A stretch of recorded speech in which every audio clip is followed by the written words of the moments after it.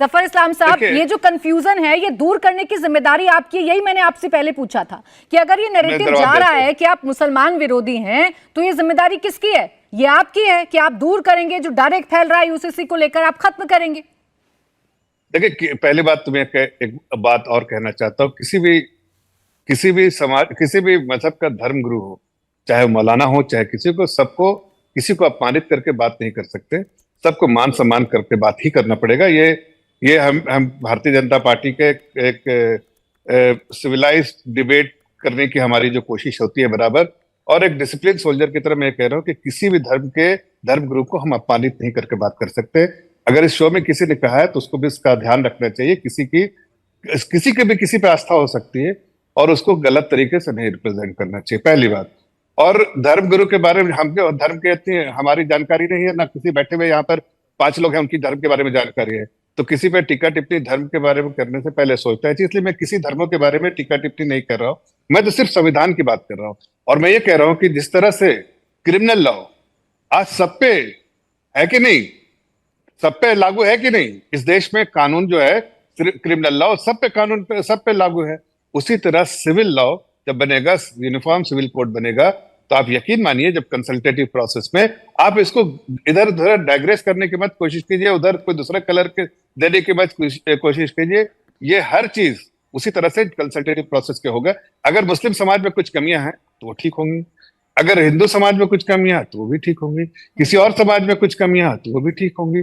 आपको तो positive constructive approach होना चाहिए कि देश में कुछ एक ऐसा कानून आ रहा है जिससे देश में सुधार होगा, और एक कानून होगा तो सबके लिए अच्छा होगा। ये सोचना कि किसी धर्म को टारगेट किया जा रहा है, ये मैं आपको बार बार कहना चाह रहा हूं कि ये गलत है। और इस तरह से जो इन्होंने जो स्टेटमेंट दिया है, क्या बोलते हैं साउद्दीन भाई ने, मुझे लगता है कि उनको इस तरह के स्टेटमेंट से परे रहना चाहिए। मुस्लिम समाज को इस तरह से गुमराह नहीं करना चाहिए, इसलिए कि मुस्लिम समाज को गुमराह करके उसको अपने राजनीतिक फायदे 10 सेकंड में आशुतोष वर्मा जी काउंटर कर दीजिए, फिर बाकी मेहमानों के पास जा रहे हैं। इससे स्पष्ट क्या कहेंगे जफर इस्लाम साहब? स्पष्ट कह रहे हैं। आ रही हूं आदिल जी। मैं स्पष्ट बात इस बात कर दूं कि जो आप बात समझाना चाहते हैं वो बात इस तरीके से नहीं समझा जाएगी। यूनिफॉर्मिटी का मतलब 2 तरीके से होता है, यूनिफॉर्मिटी इन अ डाइवर्सिटी।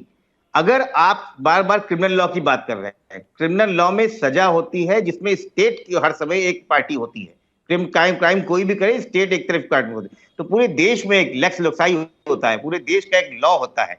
जो आप सिविल लॉ की बात करते हैं वो, क्योंकि हम कई भाषाओं के, हम 400 भाषाओं के, कई धर्मों के, कई जातियों में बटे हुए हैं और सबके अलग अलग मान्यताएं हैं, तो ये डाइवर्सिटी को एक्सेप्ट करके बनाया जाता है। तो क्रिमिनल लॉ को आप सिविल लॉ से आप नहीं कंपेयर कर सकते। आपकी यूनिफॉर्मिटी की कहानी अलग है।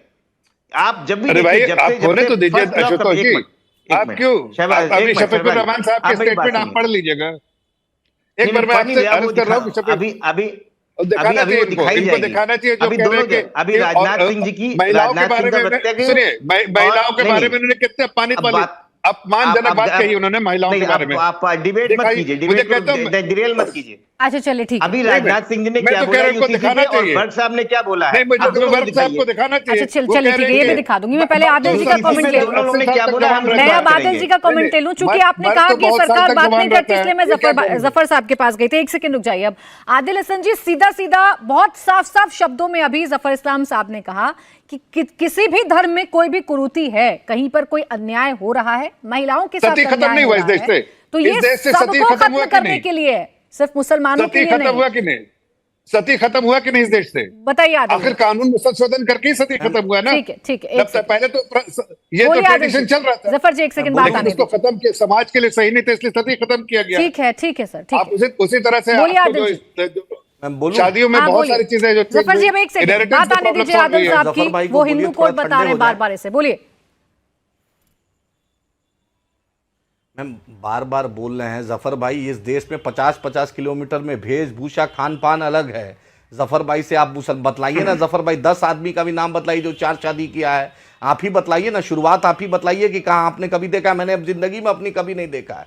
आप सिर्फ बात बोल रहे हैं यूसीसी का। मैं तो पूछा कि 341 पे आपका क्या स्टैंड है, आपने उस पर कुछ नहीं बोला। आपसे मैंने पूछा कि Hindu undivided property family rebate tax rebate है, उस पर आप कुछ नहीं बोलते हैं। आप मिजो और नागालैंड पे आप कुछ नहीं बोलते हैं। आप बतलाइए कि आप अपना आपका स्टैंड तो क्लियर है। प्रधानमंत्री जो पासमानदा की बात की, यूसीसी की बात की है, तो अच्छा सुनिए, एक मिनट बोलने दीजिए। अच्छा एक मिनट, जफर भाई हो या आदिल हसन हो, कोई भी हो, या प्राची जी हो, आपका लॉ कमीशन के chairman justice Bhushan, supreme court के जस्टिस भूषण ने अभी क्या 2018 में बोला कि इंडिया में फेसिबल नहीं है, कोई जरूरत नहीं है। उन्होंने कहा लॉ कमीशन किसका बनाया हुआ था? केंद्र सरकार का। उन्होंने, जस्टिस भूषण एक सुप्रीम कोर्ट के जज थे, उन्होंने कहा, सबसे कंसल्टेशन किया, सबसे मशवरा लिया। आप विदाई के वक्त, ये क्या 9.5 साल हो गया, विदाई का वक्त आ रहा है तो शगुफा छोड़। याद रखे, बिहार यूपी हो या देश में कोई भी आप समाज को डराना चाहते नहीं डरिएगा।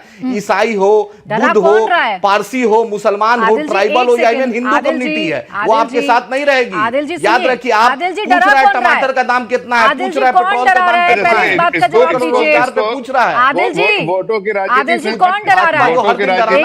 पूछ रहा है इस्तेमाल करके, पूछ रहा है मिजोरम कब, मणिपुर कब ठंडा होगा, पूछ रहा है मैडम।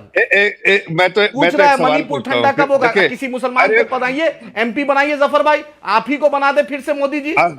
अरे आप ही को बना दे या किसी मंत्री को बना दे मुस्लिम कैबिनेट में। आपको पता है नहीं मुसलमान एमपी नहीं, आप बार-बार कह रहे हैं सिर्फ ली सर्विस है, मुसलमान से प्यार। एक मिनिस्टर नहीं है, कहाँ है, कौन एमपी है? नाम बतलाइए जफर भाई, भाजपा में कौन एमपी है मुसलमान? आप बतलाइए कौन मुसलमान? यूसीसी से सीधा आप एमपी पर पहुंच गए। चलिए ठीक है, आदिल खान, ये बहुत सारे अभी रिसेंटली जो है, जफर जी एक सेकंड, जफर जी प्लीज एक सेकंड। आदिल हसन साहब, आपने दुनिया भर की बातें कही। एक सेकंड जफर जी प्लीज एक सेकंड। आपने दुनिया भर की बातें कही, मैंने आपको बीच में नहीं टोका। आपने महंगाई का जिक्र किया, आपने मणिपुर का जिक्र किया, आपको चिंता है इस देश की, मुझे समझ में आ गया। लेकिन जिन मुसलमानों की आप हिमायती बनने की बात करते हैं, उन मुसलमानों को कौन डरा रहा है? आप नहीं डरा रहे क्या? ये डर पैदा करने वाली बात नहीं है क्या कि हिंदू कोड है? बहुत गलत हो रहा है। सबसे मैडम सुनिए, बोला जाए प्राची जी, ज्यादती मेरे साथ, मॉब लिंचिंग मेरे साथ, जुनैद नसीर को जिंदा जला दिया गया, हरियाणा सरकार मोनू मनेसर को संरक्षण दे रही है। कल एक मीरा रोड में एक बकरा रखने पे सोसाइटी उसको तंग किया। गाजियाबाद में कोचिंग इंस्टीट्यूट में मौलवी साहब कोचिंग इंस्टीट्यूट में नमाज पढ़े, उसको आपने जेल में डाल दिया। आप बताइए ना कि अगर आपको ऐसी चर्चा करनी है तो चर्चा नहीं हो पाएगी। ट्रेन में 5 मिनट के लिए कोई नमाज पढ़ ले तो उसको जेल भेज दे रहे हो पाएगी। आप भविष्य वक्ता तो नहीं है ना, स्कॉलरशिप दे रहे नहीं, 40% मेरा माइनॉरिटी का बजट घटा दिया। पॉलिटिशियन है, आप एक प्रवक्ता हैं, आप यहाँ पर प्रेडिक्शन करने नहीं बैठे, भविष्य वक्ता नहीं है कि यूसीसी आ जाएगा तो मुसलमान के लिए खराब हो जाएगा। 30 सेकंड दीजिए, ये बंद कर दीजिए please. 30 second Prachi ji, 30 second चाहता हूं आपसे। बोलिए 30 सेकंड चाहता हूं, बोलिए जफर भाई। 30 सेकंड याद रखिए। अभी पूरे देश से हाजी गए हुए, मीना, अरफात, मक्का, मदीना जाके पूछिए। हर दिन हम सीमांचल से, कल हमारे लोगों ने वीडियो भेजा,